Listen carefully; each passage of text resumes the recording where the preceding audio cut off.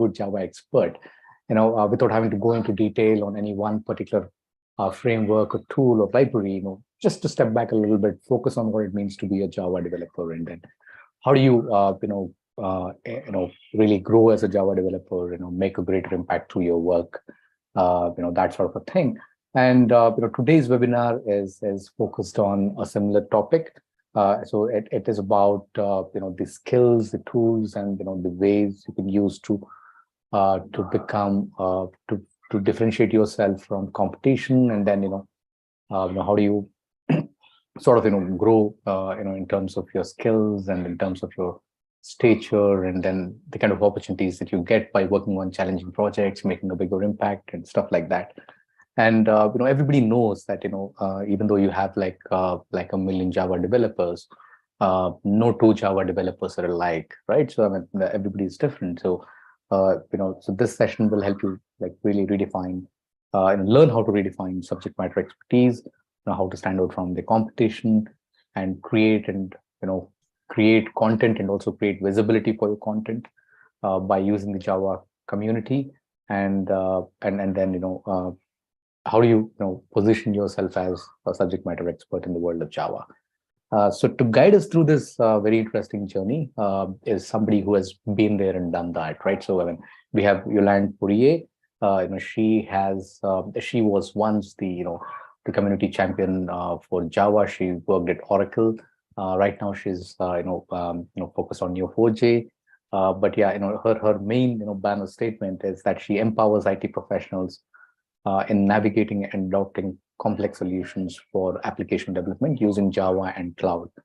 And she also creates user-centric content and programs that sort of boost developer engagement, right? Because developers, you have a lot of competition for developer time and attention, but she has done an excellent job in the past in creating online experiences, where she was able to help developers learn new stuff, grow their projects, and then get ahead in their careers. And with immersive stories, right? So I mean, this is all very, very storytelling based, and she can actually relate examples of how some people have really used some of these approaches to get ahead in their careers. And she has a very rare skill to present technical content in a very, very simple manner to people. And she's a prolific writer. She writes a lot of blogs in Java and projects. So you can't find a more well-rounded speaker on this topic. And she has been a Java 1 rock star, and then she's been a long-time member of several Java networks, and a very, very strong supporter of Java community around the world. So Yolande, thanks for taking the time out to join us and do this webinar. Over to you. Thank you so much. Thank you for having me. I'm really glad to be joining this talk, and this is really like something that I'm very passionate about. So as he was describing, I've been part of the Java ecosystem, and I was running, and I was known for running the Twitter handle on the @Java Twitter handle, another program at Oracle for a long time. And as part of this job, what I've done a lot is help people like create their first content or become better at when I could see like what somebody was creating good content, but was not could actually be more efficient at it or present their skill better. So I was always on the lookout to help people out. And so what I want to do today is really like take a framework like based on all those discussions that I had for many, many years, and really like what I've reverse engineer, if you want, like how people become top in their field, and how you can personalize that, because I see a lot of people struggling. Like they will, for example, look at people who are very successful, who are keynote speakers on stage, and they look at that and they say, I could never do that. And so the difficulty is really to understand, like, okay, so what are those people's strengths? How did they start? And so since I was following those people as they grew, so I really had also like an inside, more of an inside look at how those people became successful. So I really want to share this with you, because what I've learned is that it's actually not that hard to start creating content and over time to become a champion. Okay, so how am I going to start let me share my slides.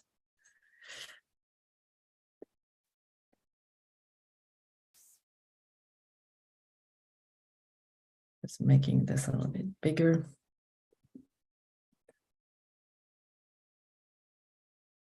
Do you see my slides? Yes, we can. Okay. Slides, presentation mode, presentation, okay. Oops. Okay, so one framework that I then developed is how do you, from what you do today, how can you actually become a contributor, a content contributor? And I see a lot of people don't really know how to start. And I would say, like, most of the people that I know, and I'll walk you through like 5 examples of people who've done this, is like, you really need to understand like what you learned today and how can your job actually give you enough content to share. So you shouldn't try to look at content and say, okay, so I'm going to, one day I'll learn about Docker and I'll do something with it. Don't do that, because you have to make it much more simple and look at what you know today and how you can expand that pool of topic and skills like right away and start. Because a big thing is also we think that it's so that one day we'll create this perfect blog, but that's not the way people actually start. They start with something quite small.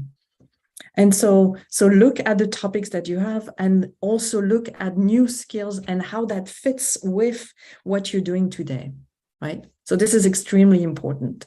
And then the second thing is you have to identify, you can't do it alone, right? So you have to find like people who are experts. What are they talking about? How do you understand the style and what they do, and take some time to do the research? Because that's another thing that I see, is that most people, they glanced at what other people do, and then they don't really look carefully at why this content is a little bit different from another content and why is that successful, right?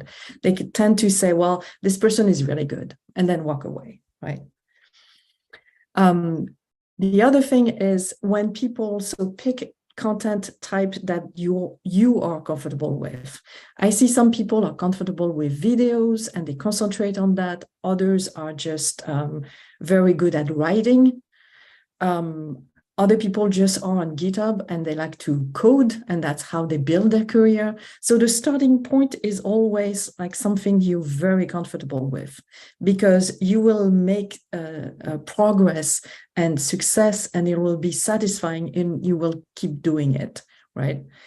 And so I'll give you plenty of example where I can show you what the person's strength is and how they build on like a video content, or if it's blog, or if it's presentation, or even GitHub is also a good example. And then once you figure out like your style, you also have to test, right, ideas. So being a part of Starof Java is perfect. You should actually ping your network and test those ideas. You say, well, I have an idea about this blog, but what do you think? How would you come up with the right stories? So you will have an idea for sure, but then you can also say, you can ask also your network, well, what kind of problems do you encounter with this particular technology, right? And refine your content. So don't think that you have all the answers. I know you are pushed to always have the answers and to be sure of yourself, and it's a little bit could be uncomfortable as well, but there is no way in the technology world today that you have all the answers. If you do, well, this is great, but personally, I wouldn't believe you, because technologies are way too complex and every situation is also a little bit different, right? So make sure that you start by getting like a feedback from, especially the jug is extremely important, but also your team at work. And then you have to test that content. So start presenting. Present maybe at above, right? You at conferences, you always have those lightning talks, and I run conferences as well. And so organizers know that they reserve, we design that type of content for beginners, for you to just present the content and because it's a shorter form of it, right? So, but it's a good practice. And then, so once you've done all of this, you can then start to scale a little bit, right? Because a thing that I see a lot is that people think that right away they'll have this brilliant idea and they will make this perfect content, but it doesn't happen that way, right? So make sure that you understand this is a journey. And because you will be more successful that way. It'll take a little longer for sure, but you know, it will be also like vetted. It's like releasing a piece of software in a sense, right? I mean, you have to go through, you know, the development stage, you have to test it, and you have to make sure it's ready for production. It's very similar with content, actually. And so there are some content that perform better. So if you look at blog, but I would say any type of content has this format. And this is almost, I like to call it like a formula, because it's always about a problem, a technical problem that you state, right? And then how you're going to resolve it. And you take a lesson out of that content, right? And so be the structure, how you structure your content is always very important. And you will see that people who are good at telling stories and who have the discipline of being very structured do better, because the content is extremely clear and people really appreciate that, because they don't have time. You see, most of us, like we're looking for things. We say, well, we make a quick judgment. Do I have enough time to understand this topic? Is it just a question that I need? And so the content that does really well online is straightforward, and especially for technology. And then lastly, there is this whole question about, you know, channels. Some people create their own blog, and you can certainly do that. But there are also like tons of websites that aggregate content. So make sure that you take advantage of that, because your content will be seen a lot more. So share it on Twitter for sure. But if you're going to blog, I mean, Medium, for example. So right now that I'm working at Neo4j, we have a Medium account for the community. So we accept Medium blog contributions. And if it's being reviewed by the developer relations team, and if it's good, if it's really good content, it's being posted on our internal blog. So DevDat2 is the same thing. So and look for the tags. Like if you are using like a specific technology, make sure that you use the right tags that people who are in that space can find you. And of course, Fuji is for Java content. Right now, they're doing like a lot of community work, and you can just reach out to Gurjam, who is running this community, and tell him that you are willing to share some content. He'll ask you for an example, and probably if this is good content, it will accept your content, so your blog. Okay. But so this is the high-level framework, and I'm going to show this to you after more examples, because I want to make sure this is a little bit too abstract. That's what I find. But if I dive into examples and people that you're probably following already, you'll get a better idea. Okay, so the first person I really like is Vlad. So Vlad is a little bit is a Java developer, but his expertise is in database, and he's done a lot of work around it. So first of all, he has so this is his Twitter account. He has a very straightforward description of his profile. So also make sure that you present yourself with the technology. He doesn't talk about fluff. He doesn't try to be funny. And I really recommend that. Like when you start, you should be focused on technology, and don't say that you're a father, or it's irrelevant for people like me. When I'm looking for newcomers, sometimes I feel frustrated because people don't say who they are, and so it takes me.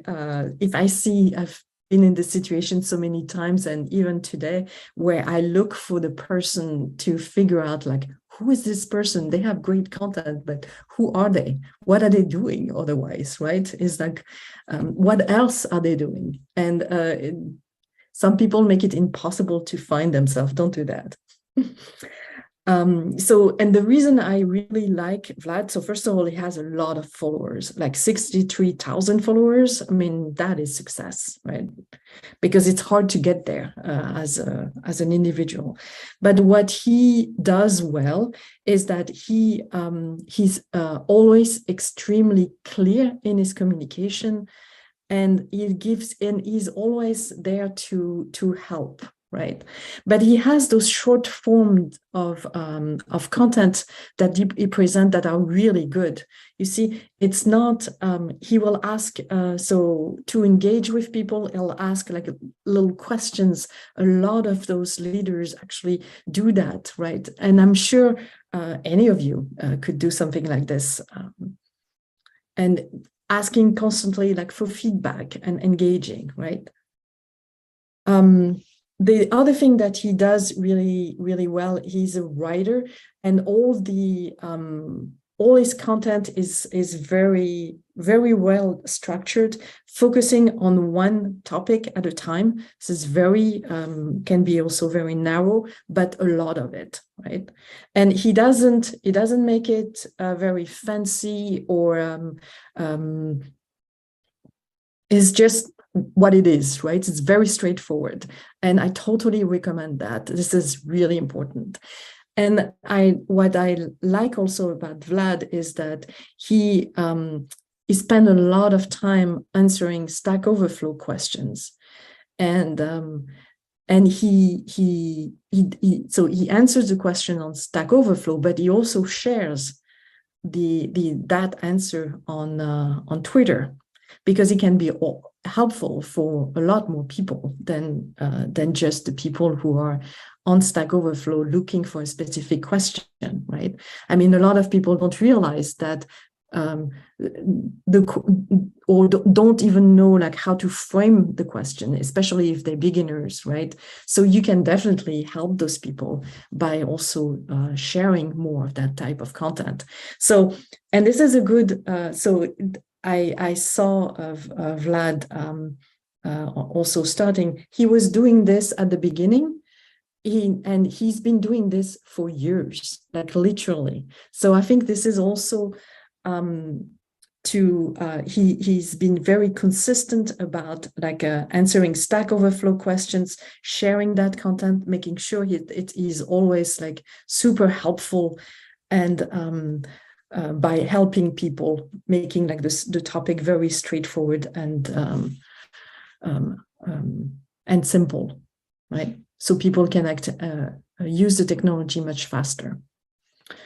Okay, totally different example, but somebody that I also like a lot because of the way he structures his content is the same thing. If you don't follow Baldwin, you should, because so when I was on the Java channels, this was the content that actually did the best on my channel, was all his content. Every time I shared, I was just glad when he released more blogs, which he did almost like every day because he has a consulting firm. But his topics are very, very straightforward. And I think I have an example here. It's always the same format. He has like a short introduction, very straightforward problem that he sets and that he's going to answer. Shows you how to do it, like give you an example, like right away, what does it mean? He always has like 4 or 5 points and then a conclusion, and that's it. And honestly, something like this, I think like any of you could actually do something like that. So if you were interested in blogging, you don't have to be having studied English as a major. You know what I mean? Because and people really appreciate that kind of content because they don't have most people don't have time to read an entire book, and they see that they are, and it helps you also with like a just-in-time learning, right? Sometimes you just need to be refreshed about a concept and just get the answer that you need. And I think like most of the industry, that's really what you need on a daily basis, right? It's like you encounter a problem, solution, right? That's why the forums are still, after so many years, we have social media, we have blogs, we have like, you name, like the amount of content out there is a lot and growing every day. And yet, most people are very happy with just going to the documentation and reading forums and getting their answers because that's what they really need for their job. So I totally recommend that you follow him and you read his blogs. Everything, he has no subscription. You can read everything. It's open. So moving on. So we talked about like Stack Overflow, blogs. Sebastian focuses on blogs as well, but I think his really biggest strength and where he has spent the most of his time is in videos. And so he does those short form videos, similar, not very long, but very focused as well. And he's very successful at it. So this is his YouTube channel, and you see, all his content is less than half an hour. He has like very short or, different lengths, but same thing, very focused, solving a problem, like stating the problem, giving some examples, and a conclusion, right? And same thing, I think most people can take a lot of benefits of just watching those videos, but also I think most of you could produce also content like this. I totally recommend that you look at his content. He has created his content also from so his style, his the topic that is, everything is really designed by him. So, and he's not hired, he's not a developer advocate. So I think that's also interesting because you can see what you can do maybe on the side. So he's a consultant, and that's why he's creating this content, but it's also not production heavy. And he will share with you how, like, what he's using if you reach out to him to do those videos, what software, etc. He's a very open person. And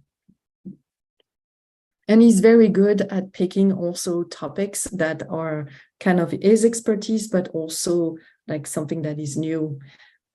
building project with new technology. So he has this nice balance of, what is upcoming and trending, and also what is very useful. So I think he does a little bit of both.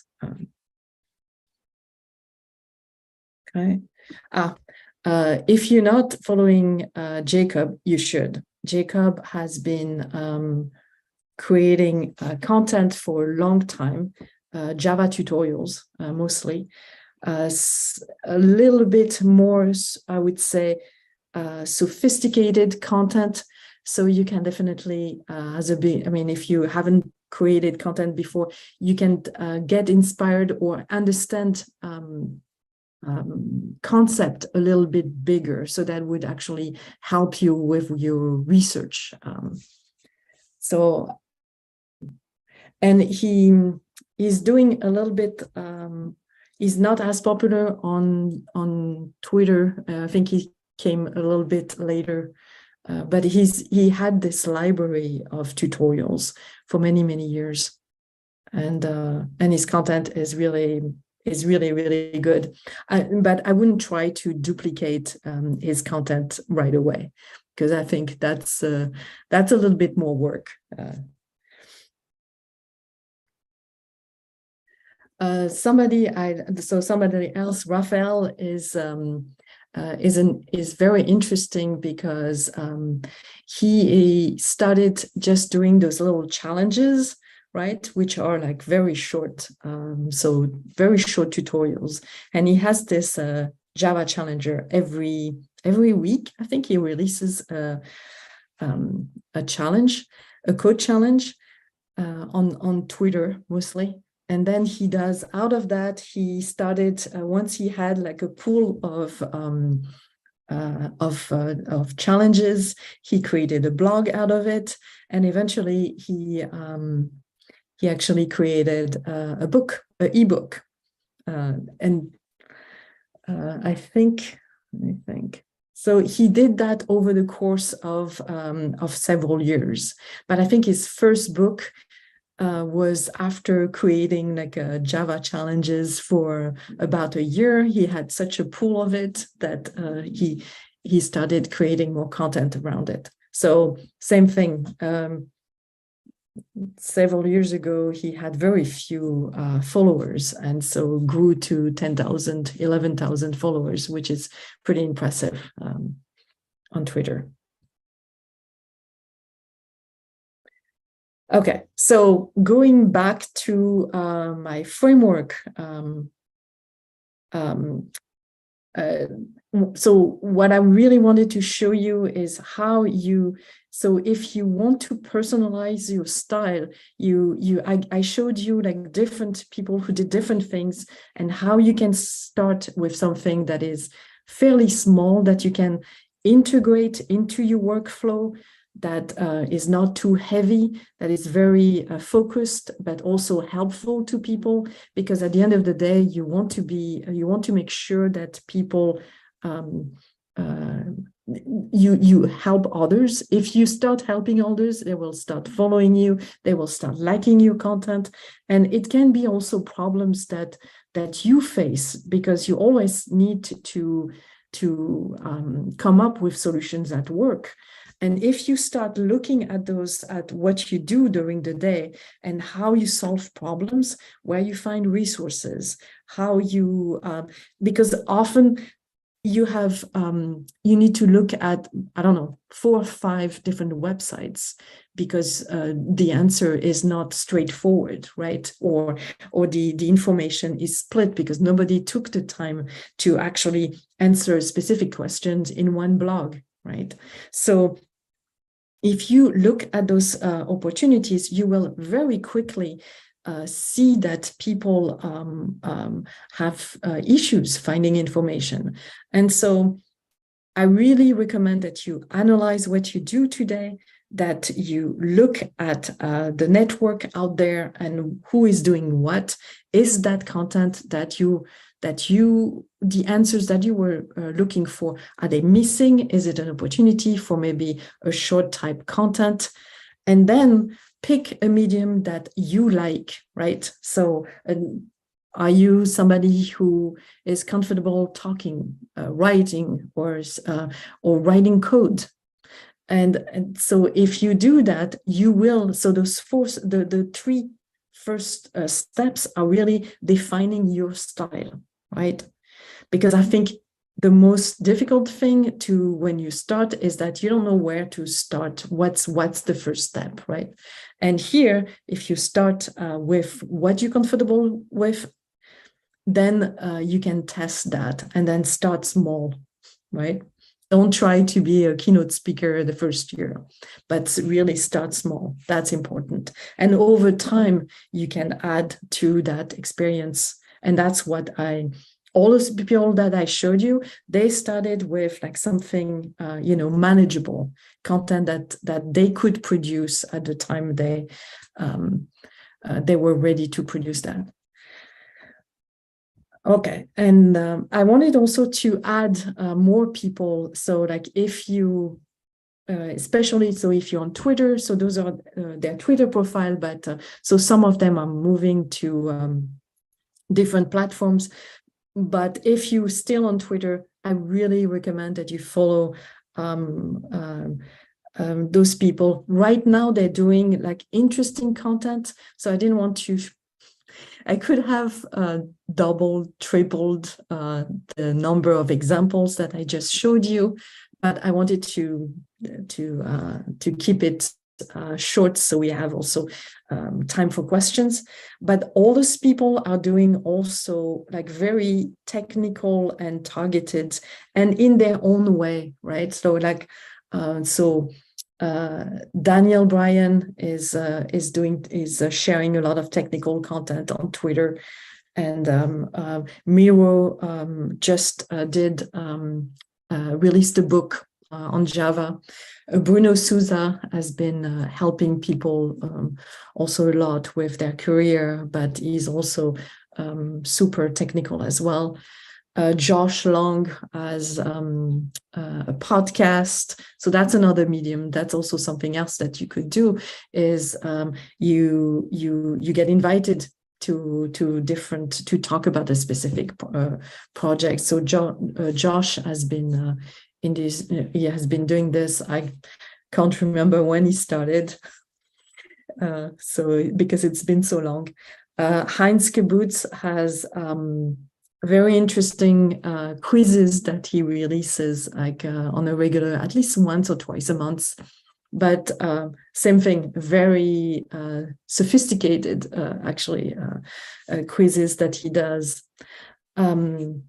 Torben has been doing a lot around Hibernate, and he is also like he has like a lot of little short videos, and so things that can be helpful for your job, but also can be also an inspiration for you to create content. Trisha Gee, as she changed job, but she used to do a lot of IntelliJ quizzes and short content. She's extremely good at presenting content. Mala is also stepped in that job as well. She's also very very talented. And I have another batch of people. So I mentioned Fuji earlier on. Fuji has now a pool. They actually accepting content from the community. So a lot of articles and so sharing a lot of information about the community. So I would definitely follow them as well. Gunnar is also extremely technical. He has on Twitter, if you want inspiration on how to share content, he's excellent as well. Brian is also doing a lot of things and very well connected with the Fuji community as well. Piotr, I'm not sure how to pronounce his name, is also doing a lot of technical content. Jose and Nicola are part of the Oracle developer team and are excellent.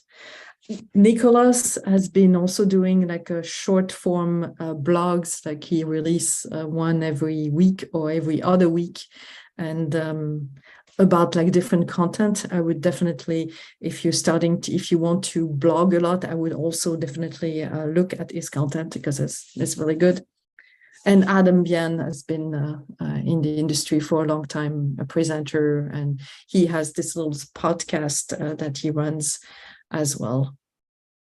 So that was my content. I can go on and pull more, but I wanted to stop here and see if you have questions. Hey, thanks for a brilliant session, Yolanda. Some of these things, right? Especially for developers, a lot of them really think that people who start putting content out there are like naturally good communicators, and then they just start out like that, right? So I think it's Right. very, very interesting to kind of, you start off at that point where you start small, right? So you start with something that you have. And also the point around having that clarity, keeping it simple, having the content that matches your personality, posting interesting stuff, So I think, that's really, really interesting because, people just think, on Twitter, if you see, you could have like a lot of retweets, profiles that are just retweeting content, not posting any original content. So yeah, absolutely, a good overview of, how these guys kind of go about and build their profiles. I think the second most important thing is, like you rightly mentioned, consistency, right? So you keep doing that over a period of time, and then it sort of becomes, much more attractive to people. So I've got some questions on you. So this being live streamed on YouTube and Facebook. So some questions from there. So one question is it true that podcasts are becoming popular and then blogs are becoming obsolete? And so what was the first type of content? I didn't quite Podcast. Oh, podcast. Okay. Yes. Okay. So there is always like a bunch of trends that are happening. So I think podcasts became useful because people can listen to it and actually do something else. So they were popular because people were commuting or they go to the gym, and so they listen to it. But I would say it has a different function because on a podcast, you can't really share code. Okay, so the information you get from a podcast is more, it's going to be about trends, it is the new technology. I would say there is probably a little bit less depth into a podcast than there would be in a blog. So you can pick and choose what you listen. I mean, I listen to some great podcast that gives you, like the state of the technology today, right? So once a month you have a rundown of what's happening in the ecosystem, right? So that's great. So that gives you an idea of what should you concentrate on as which technology should you learn, and you can also learn a lot about like some of the issues that some technologies have, because you have top experts like who are working on that technology and tell you, well, so maybe there is something new coming up that is more interesting. So I would use podcasts for that. Blogs are very different. I mean, like when you look at Boldem, for example, is like, well, how do I do X, right? And he gives you like a couple of examples of very quickly. It's going to be either a refresher or a function that you've never used before. So very specific, right? So very different. I don't think you can replace blogs by podcast. I don't think so. Right. And yeah, I totally agree with you there. And the second question that I have is that as content creators who are creating content, is there also an expectation for me to spend time engaging with the audience, responding to their questions? Does engagement have one moment? So I'm just trying to read this. So does engagement have an effect on how many followers I can get? Okay. Yeah. Yeah, that's a very good question. That's a very good question. Most of the time, I would say yes. At the same time, so you should definitely, so if you release content, you should definitely also not walk away for 10 days and not look at your Twitter account, right? So, but there is also a balance, because I don't see a lot of people actually interacting with your content. So first of all, they need to read it, right? And so if they come back with questions, they will be, it's either they really have a problem they cannot solve, and so they'll start asking for in-depth questions. But other than that, people, I think think about it. You don't want to also like expose yourself and ask the dumb questions, right? People are not like that. So you're not going to receive like if you write a blog, 200 questions where people are going to ask about different aspects of your blog. I don't think that will happen. Now, there are a certain type of content that will require you to be more engaged, right? So like the quizzes, for example, like I see Heinz, when he puts out a quiz, he will follow up on each person answering, right? Or when he may just like encourage them or encourage more people to answer the question, right? So you have to do that for sure. Raphael is the same, right? So he has those challenges, and so he's constantly on social media, sharing and encouraging people to look at his challenges. So there is, it's a little bit like the forums, right? So if you are answering a lot of questions, then you start being more active and watch over like certain topics. So your ranking goes up. It's very similar to that. Right. And then, there's too many podcast questions. I don't know. This shows that they're becoming popular. But yeah, any interesting Java podcasts that you can recommend that I can follow as a model for me to start my own podcast? Yes. Okay. So I have to look at my podcast so I can actually give you the. Okay. So there is Heap Off, HEAP Off. That's a Java podcast that started around Java EE people. So I had those because I was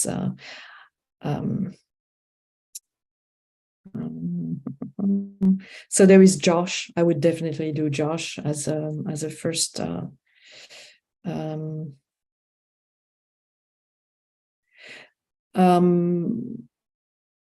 Josh. Okay, so I'm looking through my podcast because I used to that's what I do. I walk and listen to podcasts. Those are the two main ones that I can think of. I also used to listen to the New Stack context, like for like broader industry, what's emerging, what's popular, but specific on Java. That's about it. So nothing out of India. So maybe there is an opportunity there for you guys. Right. That's correct. Yeah. So yeah, and that's all the questions I have. And then thanks a lot, Yolande, for doing this session with us, and definitely, a very refreshing detour from the typical sessions that we do that are specifically focused on one technology. And I forgot actually one topic, if you don't mind, if I have. Absolutely. Yes, go ahead. Yeah, so I forgot to say that you should also especially if you're targeting like a specific technology, like for example, I'm taking the example of Neo4j because I work there, but you should identify the person like me who is running programs and champions program. I have a champion program also that I'm running, because those people are constantly looking for content, but also to help people in the community grow, right? Because our responsibility is to grow the community, and so they'll accept to talk to you. You just reach out and you say, hey, I would like to do more, but I'm not sure, could we talk about it? And they will help you expand. And especially if you're interested in a specific technology, I would really, and even Gurjam, so the Fuji community, you can find them on Slack. They have different channels. They will a lot of the leaders that in the Java ecosystem that I showed you, they're all actually part of this Slack channel, and they will help you create content, or they have you can volunteer with them. They run also like events, and so yeah. So I would really think about like which technology you want to focus on, and then look at this ecosystem. I used to have maybe can you give me another 5 minutes? Yes. Okay, I'll show you another. Okay, let's see if I can log into this tool, because there are tools out there that also can help you like finding who is really involved in an ecosystem. Let me show you this tool. I used to do a lot more on social media. So Tweetonomy is a tool that I really liked, because so you log in just with your personal handle, and then you can look at any technology. So what could we, let's say Java E or microservices or micro profiles. Let's see if we can find. See, so if you look for a technology, then it will give you like who is actually the most important in that. So Emily is definitely the person who is evangelize a lot about micro profiles. But then here you can find like everybody who is involved, right? So if you want to just learn, even if you don't want to produce content at first, you can actually go into this tool. It's free, and you can find immediately like who is involved with that technology. And then okay, so and then if you get actually like almost like too much information about the person, because you can see who this person's friends are, and how much time they spend on certain topics, who they follow, who they communicate with, when do they look at this. So you can really dive into it. It's a little creepy. That's what I wanted to say. Scary. Yeah, absolutely. I've never heard of it, surprisingly, but yeah, this is creepy. Yeah. Yes, but it gives you a lot of insight. I mean, in 5 minutes, you can actually understand that community and who are the big players in it. And because they're sharing content on Twitter a lot about. So of course, Twitter is changing a lot, but still, it's the way most developers are communicating. So I would still depend on that. Not everybody is in Mastodon yet. Right. So, That's correct. Yeah. No, but this is really interesting. Thanks a lot for showing this land. Yeah. So okay. Okay, yeah, but yeah. So once again, I wanted to thank you on behalf of the entire Starof community for doing this really interesting session. And then video of this, will be like we'll do some edits and produce this, and then load this onto our social media platforms, and then we will broadcast this to a lot of people. So we hope that many more people will kind of go through these, this video and then learn how to, like you said, create a brand for themselves and then, make a greater impact through their work. This whole concept of working publicly, right? So which is so alien to developers. I think that's the takeaway, right? So I mean, as a developer, you have to really work in the public, just create that awareness so that you'll find better opportunities and then get farther in your career and that sort of thing. So thanks a lot for doing this session with us, and we hope to bring you back again for another session sometime soon. Yeah, no, thank you for having me. And if you have any questions, I'm on Twitter. I mean, I'm always also available to share or talk. So thank you so much for having me. Really appreciate it. Sure. Thanks a lot. Yeah. Have a good Thank day you. ahead. Yeah. Bye-bye. You too.